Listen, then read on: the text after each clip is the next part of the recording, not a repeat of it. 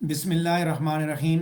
Jeffrey Chaucer کی prologue to the Canterbury Tales کے آج آخری ٹاپک پہ ہم بات کرنے جا رہے ہیں۔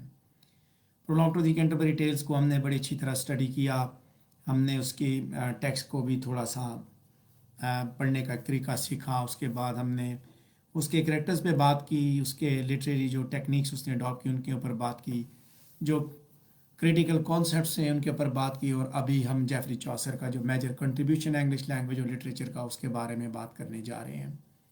اگر یہ ٹاپک آپ کے پاس ایگزام کے پوائنٹ آف ویو سے موجود ہوتا ہے، ایگزام میں آتا ہے، تو آپ پہلے جیفری چوسر کو ایز اے پوئٹ انٹروڈیوس کریں گے، اس کے بعد اس کا جو کنٹریبیوشن اس کے بارے میں بات کریں گے، اور سٹیپ بائی سٹیپ جو اس کی کنٹریبیوشن ہے اس کو آپ ڈسکس کریں گے، اور پھر اس کے ساتھ ہی آپ اپنی باتوں کو کنکلوڈ کر دیں گے۔ ہمارا یہ ٹاپک پیج نمبر 46 اور 47 پہ دیا گیا ہے، جس کے بارے میں ابھی بات کرنے جا رہا ہوں۔ Chaucer's contribution to English language and literature. Father of English was who in immortal song first taught the muse to speak the English tongue۔ Geoffrey Chaucer بہت سے ریسپیکٹس میں، بہت سے زاویوں سے پوائنئر، پہلا ریئلسٹ، پہلا ہیومرسٹ، پہلا نیریٹو آرٹسٹ، اور پہلا گریٹ کریکٹر پینٹر، پہلا میٹریکل آرٹسٹ انگلش لٹریچر کا گنا جاتا ہے۔ مزید برآں جیفری چوسر کو اس چیز کا بھی کریڈٹ دیا جاتا ہے کہ انگلش پوئٹری کا وہ باپ ہے، یعنی بابا ہے انگلش پوئٹری، بابا ہے پوئٹری اس کو سمجھا جاتا ہے، فادرہڈ کا بھی کریڈٹ اس کو دیا جاتا ہے۔ اور بعض دفعہ اسے انگلش ڈرامہ کے بارے میں بھی فادرہڈ کا لقب ملتا ہے کہ ڈرامہ کی پیدائش سے پہلے ہی ڈرامہ کی چیزیں اس نے انٹروڈیوس کر دی تھی۔ انگلش ناول کا بھی باپ کہا جاتا ہے کہ he was the father of English novel before the novel was born, father of English drama before the drama was born. So Geoffrey Chaucer نہ صرف انگلش پوئٹ تھا بلکہ اپنے حساب سے ایک انگلش کا ایک عظیم پوئٹ بھی تھا۔ پیج نمبر 46 پہ سیکنڈ پیراگراف دیکھیں گے۔ جیفری چوسر کی انگلش لینگویج کے لیے کنٹریبیوشن بڑی ریمارکیبل ہے۔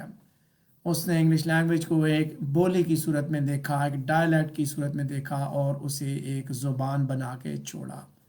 جیفری چوسر نے انگلش لینگویج کے لیے ہر چیز ڈھونڈی، یعنی کہ اس کو ایک اینٹ کی صورت میں دیکھا اور پھر اسے ماربل بنایا۔ جب اس نے اپنا لٹریری کیریئر سٹارٹ کیا تھا اس وقت انگلش سپیچ جو ہے وہ خاص تو اویلیبل تھی، لوگ بولتے تو تھے، لیکن انگلش میں لکھا جانے والا جو سلسلہ تھا وہ انسیٹلڈ تھا، وہ کنفیوزنگلی فلوئڈ تھا۔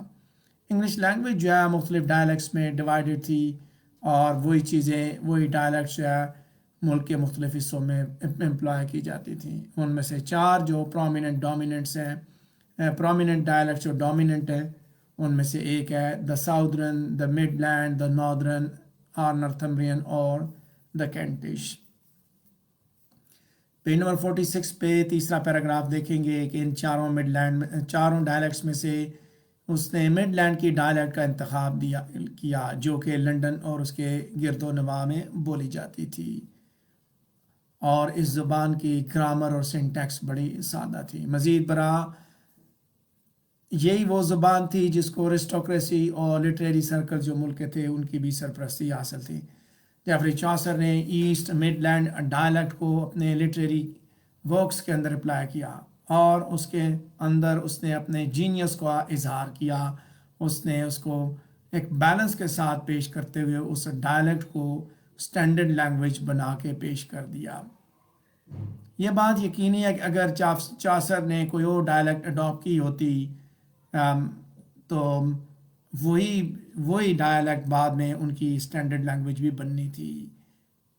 سارے کے سارے گریٹ رائٹرز، جتنے بھی انگلش لٹریچر کے بڑے بڑے عظیم رائٹر ہیں، ان سب نے جیفری چوسر کے نقش قدم پہ چلتے ہوئے وہی ڈائلیکٹ استعمال کیا جو کہ پہلے تھی، یعنی کہ اسی وجہ سے اس کو ارلیسٹ آف دا گریٹ ماڈرنس سمجھا جاتا ہے۔ مڈ لینڈ کی ڈائلیکٹ اس نے استعمال کی، اس کے پیچھے پھر جتنے بھی بڑے بڑے ادبا آئے سب نے اسی کا استعمال کرتے ہوئے اپنے لٹریری کیریئر کو پروان چڑھایا۔ پیج نمبر 46 پہ چوتھا پیراگراف دیکھیں گے کہ چوسر جو ہے اس میں خوش تھا، یعنی کہ چاثر نہ صرف اس ایک ڈائلیکٹ کی سلیکشن پہ خوش تھا بلکہ اس کی جو سلیکشن تھی باقی لینگویجز سے ریلیٹڈ وہ بیسیکلی اس وقت یعنی کہ اس نے یہاں اس نے ریجنل ڈائلیکٹس کے ساتھ کمپیریزن کرتے ہوئے اٹھایا، وہیں ساتھ ساتھ اس کے سامنے لیٹن فرینچ بھی موجود تھیں تو وہاں سے اس نے اپنی زبان کو ریگین کیا۔ در حقیقت لیٹن اور فرینچ جو ہے اس وقت زیادہ پاپولر تھی، زیادہ فیشنیبل زبانیں تھیں، جبکہ اس کے مقابلے میں انگلش لینگویج کو پور ورنیکولر کا مقام حاصل تھا۔ لیٹن جو ہے اس زمانے میں یونیورسل لینگویج کا اعزاز رکھتی تھی اور اس کو انگلش چرچ کی سرپرستی بھی حاصل تھی اور ساتھ ساتھ پڑھے لکھے لوگ بھی لیٹن زبان کا استعمال کرتے تھے۔ فرانسیسی زبان اس وقت دربار کی زبان تھی اور رائل ہاؤس ہولڈ کے سارے اکاؤنٹس، سارے کا سارا ریکارڈ فرانسیسی زبان میں تھا۔ ٹل لیٹ 1365 فرانسیسی زبان ہی رائل ہاؤس ہولڈ کا حصہ تھی۔ چاثر نے انگریزی زبان کا استعمال کیا جو کہ ڈسپائزڈ لینگویج تھی، اور اس کے بعد اس لیجنڈری کنگ نے اس بیگر میڈ کو ریز کیا، ڈسٹ میں سے اٹھایا، یعنی اپنی زبان کا بادشاہ تھا، اس نے بیگر میڈ کی بیکاری کی صورت میں تھی، یہ زبان گھٹیا زبان تھی ان کے حساب سے، اس کو ڈسٹ میں سے اسکریپ میں سے اٹھایا اور اسے رائل روبز پہنائے اور اس کی کورونیشن کی، اس کی تاج پوشی کی۔ انگریزی زبان کو ایک بیکاری کے گھر سے اس نے اٹھایا، غریب کے گھر سے اٹھا کے اس سے اس کی مٹی صاف کی اور اسے بادشاہوں والا لباس پہنا کے اس کی تاج پوشی کی، اور آج وہ کوئین جب حکومت کر رہی ہے، وہ زبان، وہ ملکہ آج حکومت کر رہی ہے۔ 5واں پیراگراف دیکھیں گے اسی ٹاپک پہ، پیج نمبر 46 پہ، کہ ایک نوٹ وردی کنٹریبیوشن جیفری چاثر کا تھا جو انگلش لٹریچر کی، وہ تھی ورسیفیکیشن۔ جیفری چاثر نے سیکسن الیٹریٹو میئر کو چھوڑا اور اس نے ماڈرن جو ورسیفیکیشن ہے اس کو اس نے اڈاپٹ کیا۔ جیفری چاثر کو ورسیفیکیشن کی بنیاد پہ ماڈرن انگلش ورسیفیکیشن کا فادر بھی سمجھا جاتا ہے۔ Prologue to the Canterbury Tales کے اندر وہ 10 سلیبلز کی لائنز وہ استعمال کرتا ہے، جنرلی 5 ایکسنٹس کے ساتھ، اور وہ لائنز جو ہے کپلٹس میں چلتی ہیں۔ ہر کپل جو ہے اس کا اینڈ سلیبل رائمنگ ہے دوسرے کپل کے ساتھ، جیسے his eyes twinkled in his head right as dawn the stars in the frosty night۔ سو نہ صرف چاثر جو ہے وہ پہلا انگلش آدمی ہے جس نے اس چیز کا احساس کیا، ریئلائز کیا کہ لینگویج کے اندر کوئی میوزیکیلٹی ہونی چاہیے، کوئی ردم ہونا چاہیے۔ پیج نمبر 46 پہ آخری پیراگراف دیکھ رہے ہیں۔ جیفری چاثر کے لیے ورس جو ہے اسی طرح ہے جس طرح آپ کسی کلیئر سٹریم کو سن رہے ہیں، کسی ندی کو سن رہے ہیں، ایک meadow that is full of sunshine rippling over its bed of pebbles. تو جیفری چاثر نے پوئٹری کو اس مقام تک پہنچایا جو اس کا ایک عظیم مقام تھا، جو اس کی ایک عظیم پوزیشن تھی۔ جیسے میں نے بات کی کہ اس کے بارے میں یہی کہا جاتا ہے کہ the morning star of song who made his music heard below, Don Chaucer, the first warbler whose sweet breath preluded those melodious birds that filled the spacious times of great Elizabeth۔ سو ہم page number 47 پہ پہنچ چکے ہیں۔ Jeffrey Chaucer نے English کو ایک planet اور vigorous medium of poetic اٹرنس کے طور پہ استعمال کیا، اور اس نے اسٹانشنگلی اس نے لینگویج کی ماسٹری کا اظہار کیا، اور ایک سٹیپ جو رائٹنگ میں جب آپ اس کا دیکھتے ہیں تو اس کے اندر ڈگنیٹی ہے، کاپیسنس ایکسپریشن کی، اور وہ امیجینیشن کی ہیوز کے لباس میں چھپی ہوئی ہے۔ پیج نمبر 47 پہ سیکنڈ پیراگراف دیکھیں گے کہ جیفری چاثر پوئٹک فیلڈ کا بھی پائنیئر سمجھا جاتا ہے، نہ صرف پوئٹری کی فارم بلکہ اس کا کانٹینٹ بھی دیکھا جائے تو جیفری چاثر کی مرہون منت ہے کہ اس نے وہ کانٹینٹ پرووائڈ کیا، وہ معیار اس نے انٹروڈیوس کیا جو آنے والے شاعروں کے لیے، آنے والے پوئٹس کے لیے ایک مشعل راہ بن گیا۔ اس نے نہ صرف انگلش پوئٹری کو ایک نیا لباس دیا بلکہ اس نے اس کو نیا جسم اور نئی روح بھی دی۔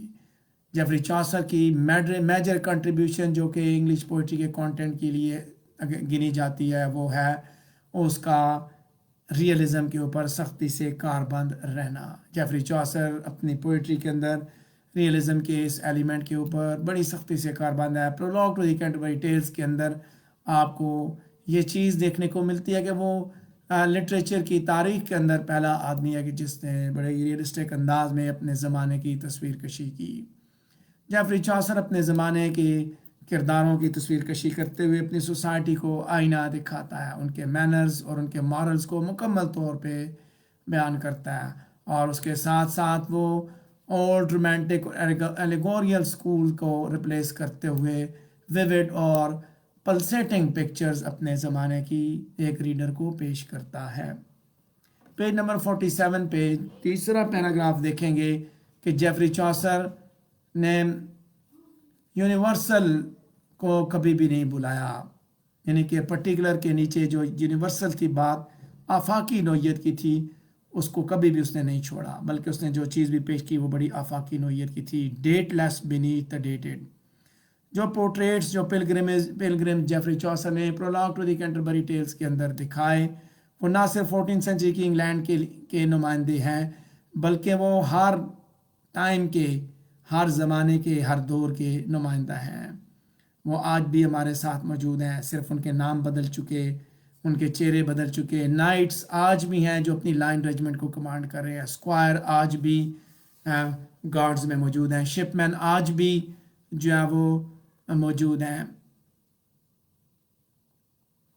پیج نمبر 47 پہ چوتھا پیراگراف دیکھیں گے، جیفری چوسر کی جینیالٹی، ٹالرنس، ہیومر اور فریشنس جو ہے وہ بھی بڑی نوٹ وردی ہے۔ جیفری چوسر کی ٹون ایز اے پوئٹ جو ہے وہ اس کی جینیالٹی کی مرہون منت ہے۔ جیفری چوسر ٹالرنس، ہیومر اور فریشنس کے ساتھ اپنی پوئٹری کو پیش کرتا ہے، باوجود اس کے کہ اس نے اپنے زمانے کی کرپشن کو دکھایا، اس نے اپنی سوسائٹی کے اندر انریسٹ کو دیکھا، لیکن کبھی بھی جیفری چوسر نہ ہمیں اپسیٹ نظر آتا ہے، نہ ہی وہ اپنے ریڈر کو اپسیٹ کرتا ہے۔ کوئی بھی آدمی جیفری چوسر کو اس فیلنگ کے بغیر نہیں پڑھ سکتا کہ that is good to be alive in this world, کہ اس دنیا میں رہنا اچھا ہے۔ تاہم امپرفیکٹ چیزیں جیفری چوسر نے مختلف اسپیکٹس میں دکھائیں۔ جیفری چوسر بڑا شدید قسم کا آپٹیمسٹ تھا، اور کبھی بھی ہارش، بٹر، انڈگننٹ، رینکورس نہیں ہوا، اور نہ ہی کبھی وہ اپنے فیلو مین اور ان کی فیلنگس کے اوپر سختی سے نالاں ہوا، یعنی کبھی اس نے ان کو کوسا نہیں ہے، ہمیشہ کوسنے سے باز رہا۔ ایک گریٹ انگلش ہیومرسٹ تھا جیفری چوسر، اور شیکسپیئر، فیلڈنگ، ان کے ساتھ جیفری چوسر کا ہیومر کی فیلڈ میں شمار کیا جاتا ہے۔ پیج نمبر 47 پہ میں نے پہلے 4 پیراگراف ڈسکس کیے، 5واں پیراگراف لے کے آگے بڑھیں گے کہ ناول جو کہ لیٹسٹ کورسز ہیں انگلش لٹریچر کے بوکٹ میں، لیکن جیفری چوسر کی نیریٹو سکلز، اس کا ویوڈ کریکٹرائزیشن کا جو اس کی ویوڈ کریکٹرائزیشن ہے جیفری چوسر کی، اس کا جو ایپٹیچیوڈ ہے پلاٹ کنسٹرکشن کا، اور اس کی انوینٹیو سکلز، یہ ساری کی ساری چیزیں اس چیز کا اظہار کرتی ہیں کہ وہ ناولسٹ کی دوڑ میں سب سے آگے تھا۔ اس نے پہلے ہی وہ نشان چھوڑ دیے، وہ نشانیاں دکھا دی تھیں کہ آنے والے رائٹرز کو ایک رستہ ملا اس کے لٹریری ورک سے، کہ اس کو فالو کرتے ہوئے انہوں نے بعد میں ناول بھی پروڈیوس کیا۔ جیفری چوسر کی ٹیلز جو ہیں ان کے اندر انٹینس ہیومن انٹرسٹ جو ہے بھری پڑی ہے، اور گو کہ اس نے میٹیریل مختلف سانڈری سورسز سے اٹھایا، اس کی نیریٹو سٹائل پھر بھی اس کی اپنی ہے۔ جیفری چوسر کی نیریشن بڑی لیولی ہے، بڑی ڈائریکٹ ہے، اگر ہم اس کے نیومرس ڈائگریشنز کی ایکسیپشنز کے ساتھ دیکھیں تو فلسافیکل، سوڈو فلسافیکل اس کے اندر چیزیں موجود ہیں۔ جیفری چوسر کے آپ اپنے نہ صرف اس کے زمانے کا ایک بہترین پوئٹ سمجھتے ہیں، بلکہ آج کے دور میں بھی اسے پڑھا جاتا ہے، تو اس کی وجہ صرف اور صرف یہ ہے کہ اس کے اندر ملٹیپل سکلز موجود تھیں۔ نہ صرف اس نے پوئٹری کے لیے کنٹریبیوٹ کیا، اس نے ڈرامہ اور ناول کے لیے بھی ایکولی کنٹریبیوٹ کیا۔ لہٰذا جیفری چوسر کے لٹری ورک کے اندر آپ کبھی بھی ایسی چیز نہیں دیکھیں گے جس کی وجہ سے آپ کو بوریت محسوس ہوگی۔ پیج نمبر 47 پہ میں نے 5 پیراگراف ڈسکس کیے. چھٹے پیراگراف کی جانب بڑھیں گے. جیفری چوسر کی prologue to the Canterbury Tales کو بھی پرولاگ ٹو ماڈرن فکشن کہا جاتا ہے. اس کے اندر کردار موجود ہیں اگر پلاٹ نہیں ہے تو, اور یہ ویوڈ کریکٹرائزیشن بیسیکلی ناولسٹ کا پرائمری جاب ہوتا ہے. جارج میریڈتھ کے مطابق ناول جو ہے وہ ایک ایکچوئل لائف کی سمری ہوتی ہے, لہٰذا یقیناً پرولاگ بھی اسی طرح ہے. جیفری چوسر کی بہت سی ٹیلز جو ہے وہ بیسیکلی چھوٹے پیمانے پہ ناولز ہی کہلاتی ہیں, اور ان کی بنیاد پہ جیفری چوسر جو ہے ریڈرز کی توجہ حاصل کرنے میں کامیاب ہو جاتا ہے. پیج نمبر 47 پہ سیکنڈ لاسٹ پیراگراف دیکھیں گے. جیفری چوسر کا ایک اور کنٹریبیوشن جیسے ڈائلیکٹ کے لیے کیا, اس نے ورسیفیکیشن کے لیے کنٹریبیوٹ کیا, اس نے ریئلزم کنٹریبیوٹ کیا, اس نے کانٹینٹ کنٹریبیوٹ کیا, اس نے ناول کے لیے کریکٹرائزیشن کنٹریبیوٹ کی, اس نے ہیومر کو ایڈ کیا. تو وہیں ساتھ ساتھ جیفری چوسر نے سیکولر ڈراما جو ہے اس کے لیے بھی کنٹریبیوٹ کیا. جیفری چوسر نے جس وقت لٹریری ورک لکھا تھا, پروڈیوس کیا تھا, اس وقت سیکولر ڈراما ابھی پیدا ہی نہیں ہوا تھا, لیکن کچھ ایسے ایلیمنٹس اس کی پوئٹری میں موجود ہیں جو کہ اس سے پہلے کے پوئٹس کے اندر موجود نہیں ہے. اس کی موڈ آف کریکٹرائزیشن کو دیکھیں تو یقیناً ایسا احساس ہوتا ہے کہ وہ سیکولر ڈراما سے پہلے وہ ڈراما کے لیے رستہ ہموار کر چکا تھا.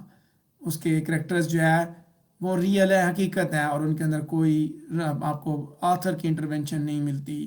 ایون کہ اس کی ٹیلز جو ہے جو وہ ٹیل نریٹ کرتا ہے وہ بھی ریسپیکٹیو کریکٹرز کو بڑے زبردست انداز میں پیش کرتی ہیں. اگر جیفری چوسر کو ڈراما کے بارے میں as a branch of living literature پتہ ہوتا تو لازمی بات ہے کہ اس نے ڈراما پہ بھی پریکٹس کرنی تھی, اس نے ڈراما بھی لکھ دینا تھا. پیج نمبر 47 پہ آخری پیراگراف دیکھیں گے. ہم اپنی ڈسکشن کو کنکلوڈ کرتے ہوئے یہی بات کہیں گے ڈیوڈ ڈیشز کے الفاظ میں کہ چوسر کے ساتھ ہی انگلش لینگویج اور لٹریچر دونوں جو ہے فل میچورٹی, ان کو دونوں کو فل میچورٹی حاصل ہوئی.